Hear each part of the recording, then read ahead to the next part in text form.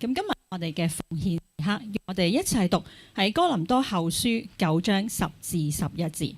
那賜種給撒種的，賜糧給人吃的，必多多加給你們種地的種子，又增添你們仁義的果子，叫你們凡事富足，可以多多施捨，就藉着我們使感謝歸於神。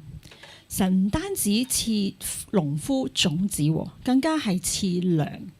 相信大家就算唔係農夫，都知道亦都明白，就係當你種子種喺土裏邊，佢都冇辦法確保100%啲種子係會成長，係會能夠讓呢啲種子可以成為佢哋嘅糧食。而神賜福農夫呢一個種子，就好似賜下各樣嘅恩賜同埋能力俾我哋咁，更加係賜福俾我哋有各樣嘅恩賜、能力同埋才幹，令到我哋咧可以有得貨財，即係得糧食嘅呢個嘅福。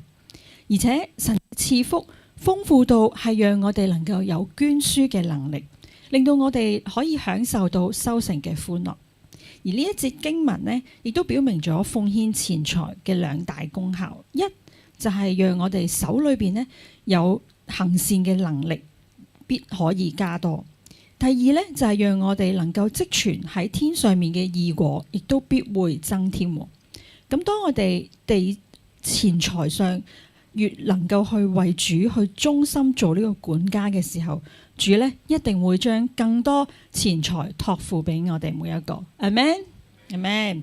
正如經上面所講，叫你們凡事富足，可以多多施捨。呢度嘅凡事富足，包括咗係屬靈同埋物質上面嘅富足。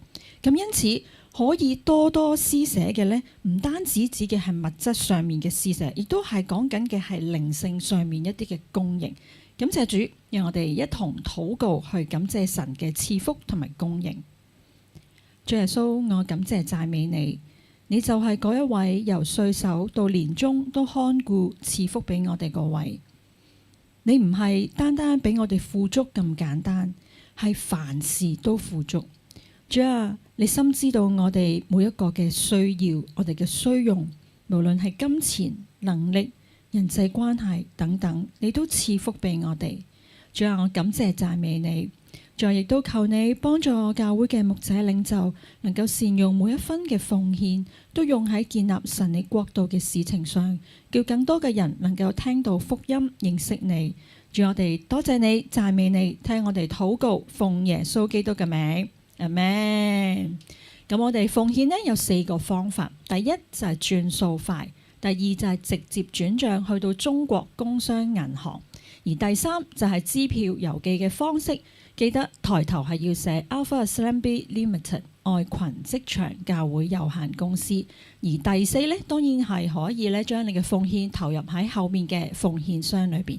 亦都喺度提醒大家，如果你係用轉數快或者直接轉賬呢，記得將你哋嗰個嘅奉獻嘅嗰個嘅收據呢影低，然之後 WhatsApp 翻去教會69326034，好讓教會呢喺稅務年度呢發放一個收據，讓大家可以去報稅用嘅。